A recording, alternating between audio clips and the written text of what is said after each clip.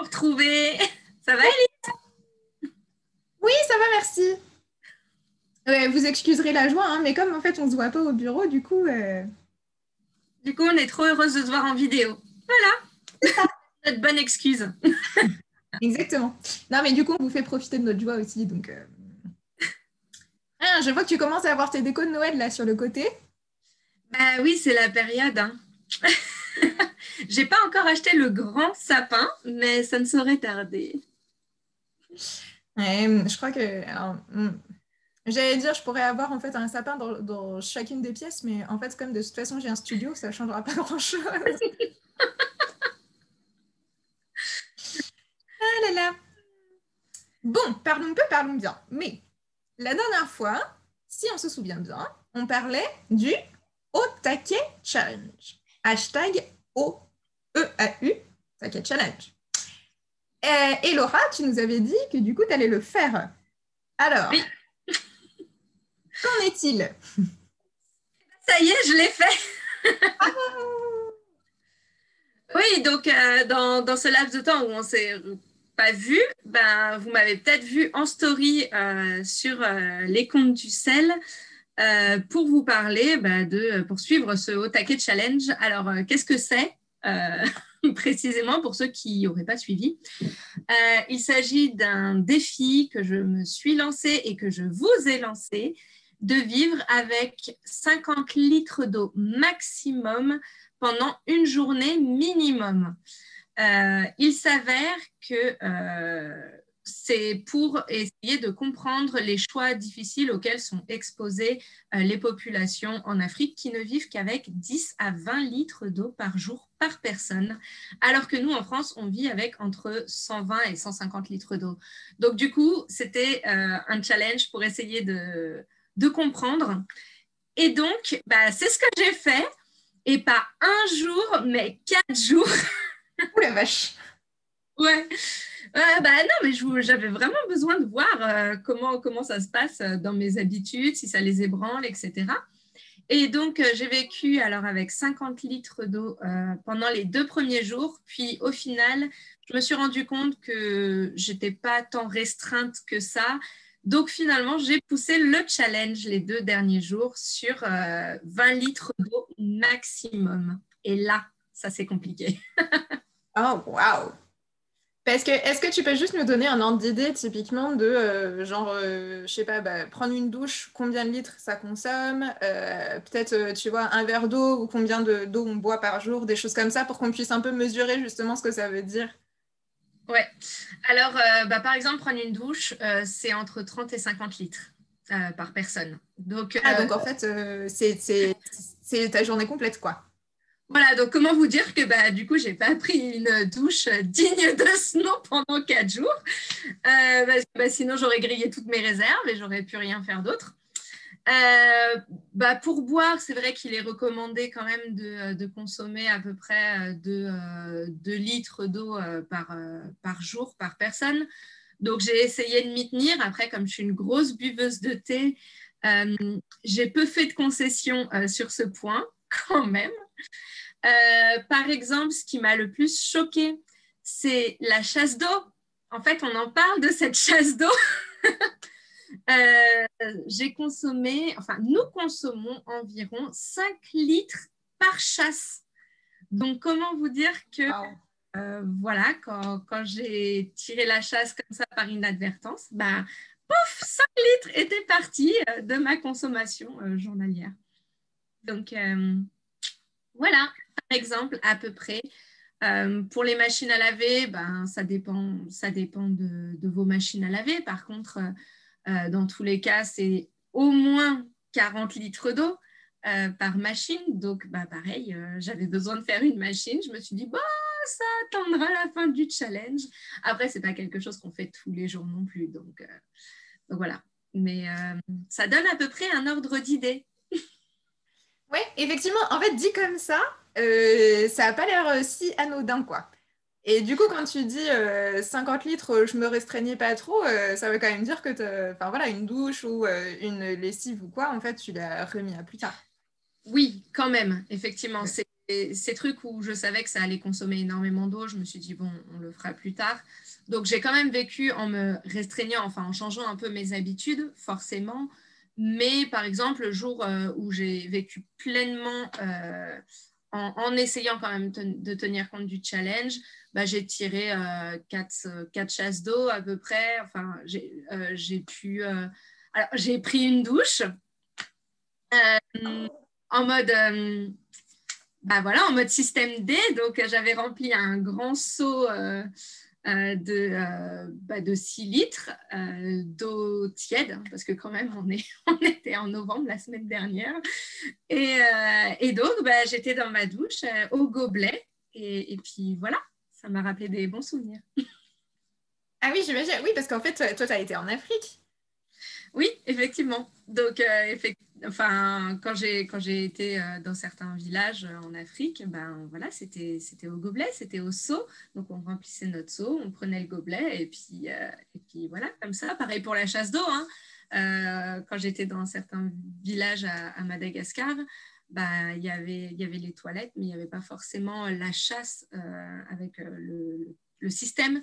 Donc, du coup, bah, c'était au gobelet qu'on essayait de créer une chasse d'eau. Donc, bah, c'est ce que j'ai fait quand j'ai dû vivre avec uniquement 20 litres. Et alors justement, comment tu t'organisais par jour? Tu vois, comment tu savais en fait que tu avais 20 litres à dispo? Enfin, est-ce que tu mesurais? Si oui, comment? Euh, Alors, ma stratégie était ma stratégie. Je sais qu'il y en a d'autres qui font le challenge et qui ont adopté une autre stratégie. Pour le coup, moi, j'avais une carafe qui est dosée. Donc, du coup, je savais que quand je remplissais cette carafe, j'avais 1,5 litre. Donc, je m'étais munie d'un seau, d'une bassine. Et puis, quand je savais que voilà, j'avais des grosses consommations, etc., je commençais à remplir ces bassines qui faisaient donc à peu près, si elles étaient vraiment remplies, je savais que j'avais à peu près 7,5 litres par seau, par bassine. Et puis sinon, bah, j'y allais en dosant, donc 1,5 litre par 1,5 litre. Et puis, bah, comme j'aime bien les petits dessins, les petits tableaux blancs et les feutres, bah, je m'étais dessiné sur mon tableau blanc une goutte qui représentait à chaque fois 1 litre. Donc, par exemple, bah, pour le premier jour, j'avais dessiné 50 gouttes et à chaque fois que je remplissais, que j'utilisais 1 litre d'eau, bah, je comptabilisais comme ça, ce qui m'a permis de suivre ma consommation. Donc, c'était quand même toute une organisation. Je sais qu'il y en a d'autres qui ont dit, ouais, ben voilà, moi, je regarderai sur mon compteur d'eau. Effectivement, si je l'avais su avant, ça aurait peut-être pu m'aider. Par contre, ça m'aurait peut-être aussi rendue moins vigilante. Parce que là, j'arrivais vraiment à suivre, à me dire, ah tiens, là, j'ai quand même utilisé 6 litres pour faire ma vaisselle. Bon, ben, on va peut-être essayer de réduire, quoi. Donc, voilà, ça ouais, un peu. Mais j'avoue que quand même, sur les premiers jours, c'était ça le plus contraignant du challenge, c'était de calculer. oui, et puis bon, quand on te connaît un peu, on sait aussi que toi et les chiffres, c'est pas nécessairement le. Valait mieux les gouttes sur mon tableau, si vous voyez ce que je veux dire. Et encore, je suis même pas sûre que j'ai pas fait d'erreur.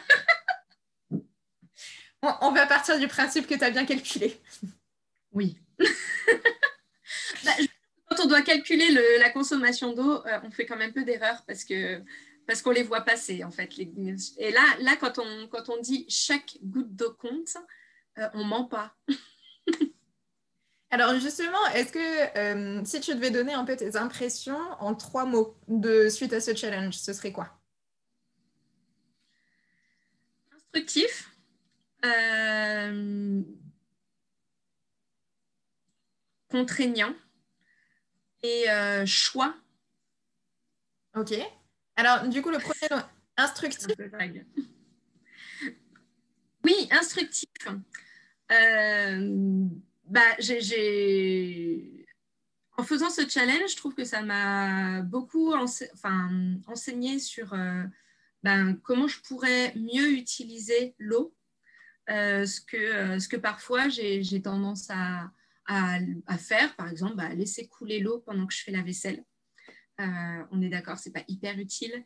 Donc, du coup, ça a été très instructif sur comment je fonctionne, d'une part, et ce que je pourrais mettre en place pour changer mon comportement. C'est pas ça qui donnera plus d'eau aux populations, mais en tout cas, ça m'aide quand même à avoir une consommation responsable. Donc, quand je fais la vaisselle, je savonne un peu mon éponge, enfin, je mets du savon, je fais mousser, je lave et puis après, je rince. Certains me diront, Laura, t'as mis autant de temps à comprendre ça et oui, nul n'est parfait. Et donc, du coup, voilà, je n'ai pas honte d'avouer que, que j'étais sur la mauvaise voie. Alors, ok. Un autre de tes mots, c'était choix. Du coup, pourquoi? En fait, quand tu vis avec pas beaucoup de litres d'eau, finalement, tu te retrouves quand même face à des choix assez intéressants. Par exemple, voilà, est-ce que je vais prendre une douche? Est-ce que je préfère boire du thé et de l'eau ou me laver les mains à chaque fois que je vais aux toilettes? Après, à chaque fois que je vais aux toilettes, donc forcément, je préfère boire dans ces cas-là. J'ai eu aussi un choix très intéressant. Je pense que quand même, c'est un choix auquel les populations en Afrique ne sont pas forcément concernées parce qu'elles ont des toilettes sèches. Mais nous qui avons des toilettes avec une chasse d'eau, j'ai été confrontée au choix de est-ce que je fais la vaisselle ou est-ce que je tire la chasse? Voilà. C'est pas évident, quoi. Non, pas vraiment, non. Voilà. Du coup, j'ai choisi de tirer la chasse quand même. Voilà. Et puis, il y a la différence aussi que, du coup, tu sais, je pense que en fait, tu pouvais le reporter à plus tard en se disant, je ferai la vaisselle une fois le challenge fini ou justement, je ferai ma lessive une fois le challenge fini. Alors qu'en fait, le lendemain. Ils peuvent pas se dire ça, c'est la vie quotidienne. Exactement. Alors, du coup, qu'est-ce qui a été le plus dur pour toi? C'est ce que je disais, effectivement. Je pense qu'un des trucs qui a été le plus dur et contraignant, ça a été de tout calculer. Du coup, quand tu sais que tu n'as pas beaucoup, tu dois bien réfléchir comment tu vas consommer tel litre. Tu dois savoir combien tu as, combien tu vas pouvoir consommer.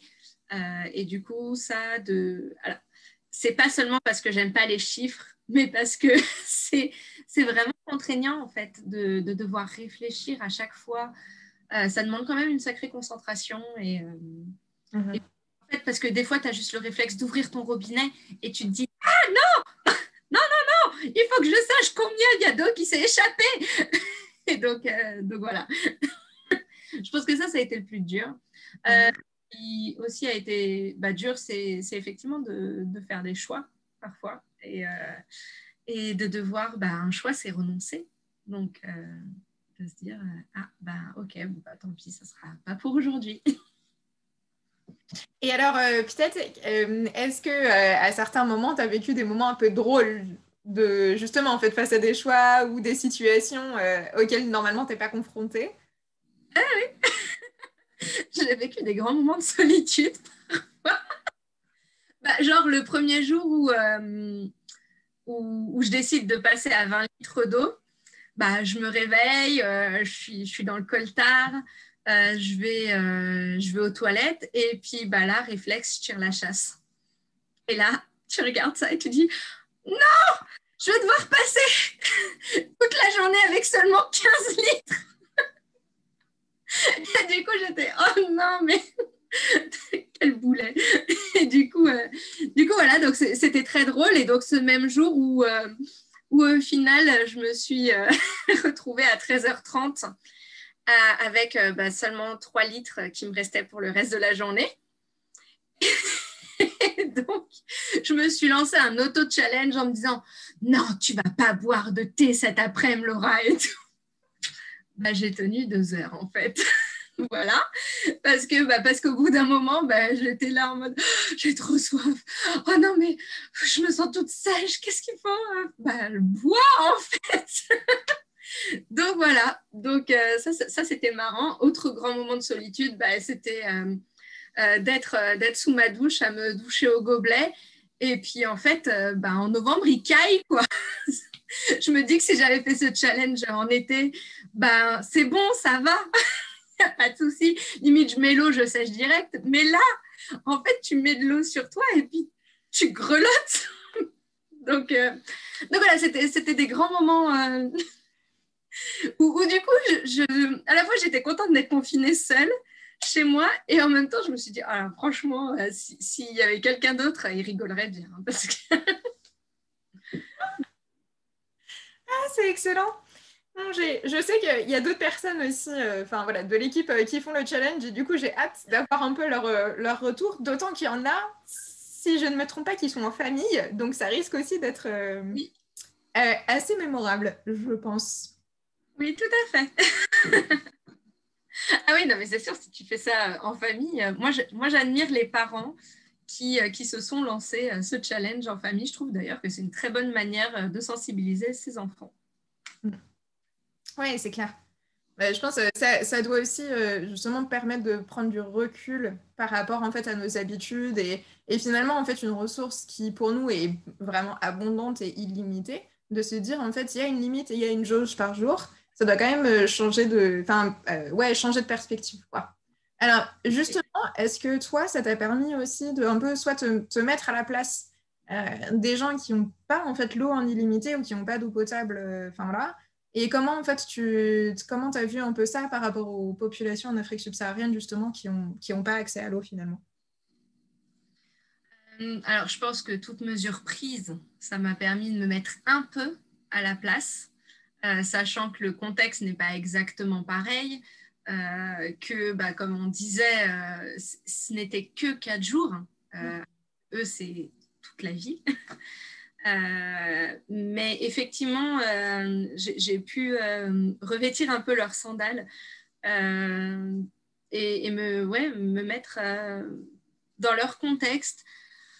Ce que ça m'a fait réaliser, c'est qu'effectivement, quand c'est la vie de tous les jours, je pense que quelque part, d'une part, ça doit être usant de devoir tout rationner, de devoir se dire, en fait, là, je dois faire attention. Et puis là, effectivement, je vais devoir, je vais devoir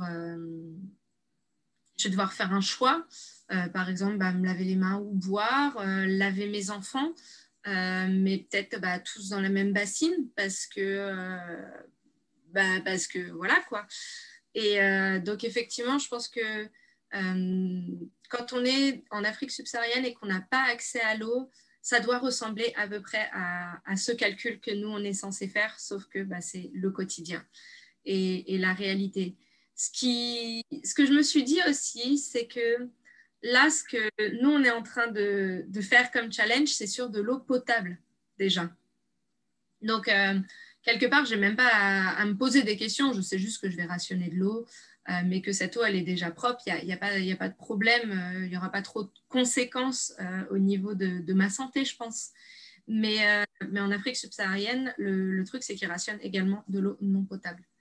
Et parce que quand on fait des kilomètres et des kilomètres pour aller à une source et que quand on prend cette eau et elle n'est même pas propre et que c'est cette eau qui va être utilisée pour cuisiner, pour se laver, pour pêcher, c'est l'eau dans laquelle les enfants jouent. Et du coup, il y a toujours aussi ce risque de tomber malade. Et je pense que c'est ça le gros risque aussi. Donc il y a vraiment les deux plans où j'ai réalisé en me mettant dans leurs chaussures qu'effectivement l'accès à l'eau potable, c'est quand même un trésor précieux qui effectivement, je l'ai vu dans mon quotidien, qui moi me semble mais tout à fait banal. Combien de fois j'ai pas pris la bonne proportion d'eau, j'en avais un peu trop, j'ai jeté le reste dans le robinet, enfin dans l'évier. Non, en fait,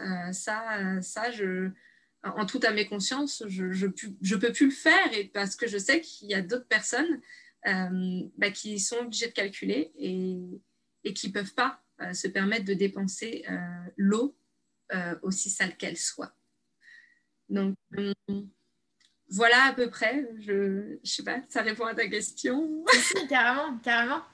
Et alors peut-être juste une autre question justement un peu par rapport à ça aussi, parce que tu parlais tout à l'heure justement de maladies par rapport à l'eau en fait qui finalement n'est pas toujours potable Oui, et qui rationne en fait quand même parce que le souci c'est même pas eau potable, c'est eau tout court. c'est Euh, ça.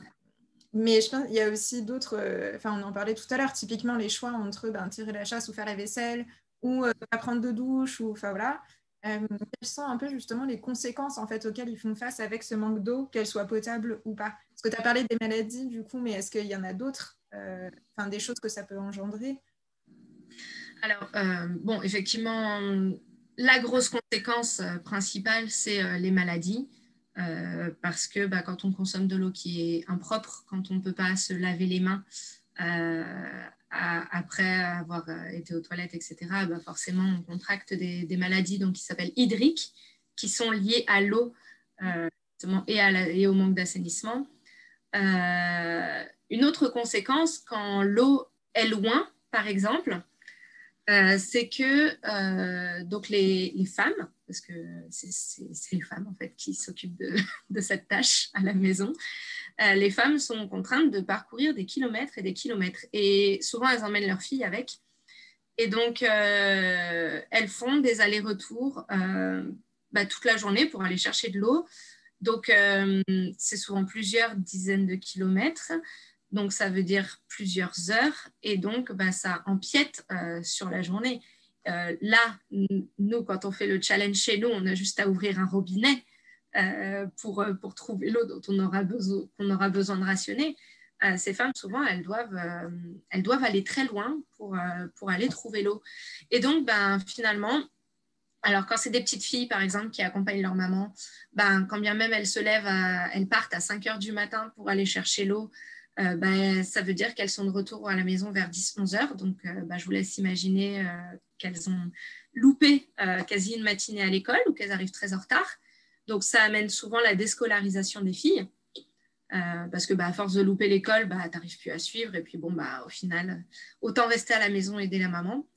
Et pour les femmes, ça veut dire que, alors, ce qu'on a reçu comme témoignage de nos bénéficiaires, c'est que puisqu'elles passent du temps à aller chercher l'eau, toutes leurs tâches prennent du retard. Souvent, le repas du midi, par exemple, prend du retard. Le mari n'est pas content, ça engendre du coup des grosses disputes familiales. Et puis aussi, elles ne peuvent pas développer une activité économique. Elles n'ont pas le temps.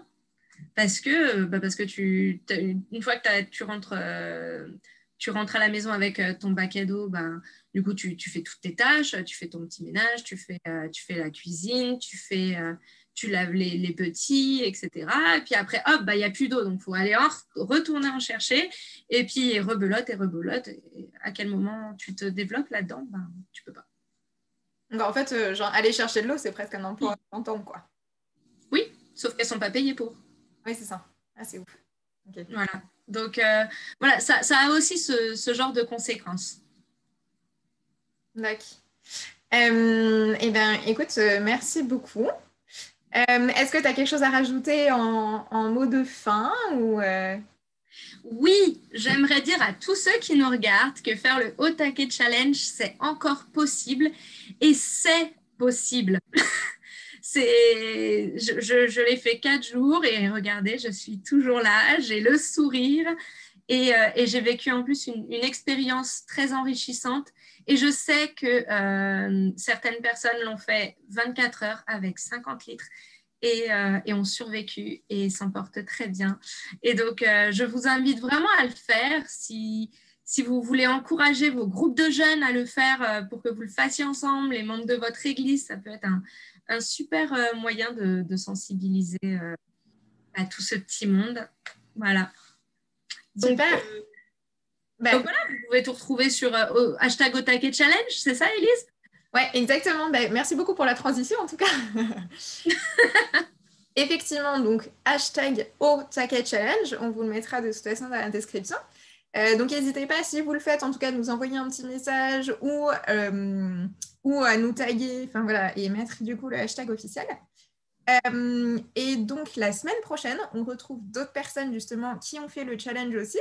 Et puis, on pourra leur poser des questions sur comment elles l'ont vécu, qu'est-ce que ça a changé aussi dans leurs habitudes, etc. Et puis pour en savoir plus sur les projets eau et assainissement, j'ai qu'une envie, c'est de vous dire d'aller voir notre site, www.selfrance.org. Et là, vous saurez tout sur ce que fait le SEL et ses partenaires pour améliorer les conditions de vie des personnes en Afrique subsaharienne. Super. Et ben voilà, je crois qu'on a tout dit. Voilà. N'hésitez pas à poser vos questions dans le chat. On fera tout pour vous répondre. Et puis voilà, bon challenge. Et puis effectivement, si vous avez des questions, ne serait-ce que sur le challenge ou quoi, de toute évidence, Laura a plein de petits tips et d'idées pour vous aider là-dedans. Donc clairement, n'hésitez pas. Envoyez-nous un petit message ou autre, ou postez un commentaire. Partagez aussi à d'autres personnes qui voudraient le faire. Et puis racontez-nous tout ça. Voilà. Oui. Et bien, merci beaucoup en tout cas, Laura. Quand même, félicitations et bravo pour ce challenge accompli. Merci. Parce que, en fait, tu l'as changé, tu l'as à la fois prolongé et puis tu as changé ton objectif. Donc, un grand bravo. Merci. C'était un plaisir, vraiment. J'imagine. Bon, ça aide peut-être que tu sois toute seule, effectivement. Ça aurait peut-être pas été un plaisir pour d'autres personnes qui t'accompagnaient. Mais... si, ils auraient fait avec moi. Bon, et bien, sur ce, on ne peut que vous encourager à le faire.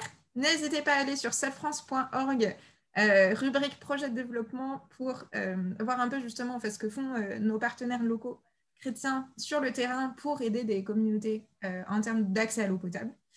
Et puis, je vous dis sinon à la semaine prochaine pour un autre live avec d'autres personnes qui auront fait le challenge. Voilà, voilà.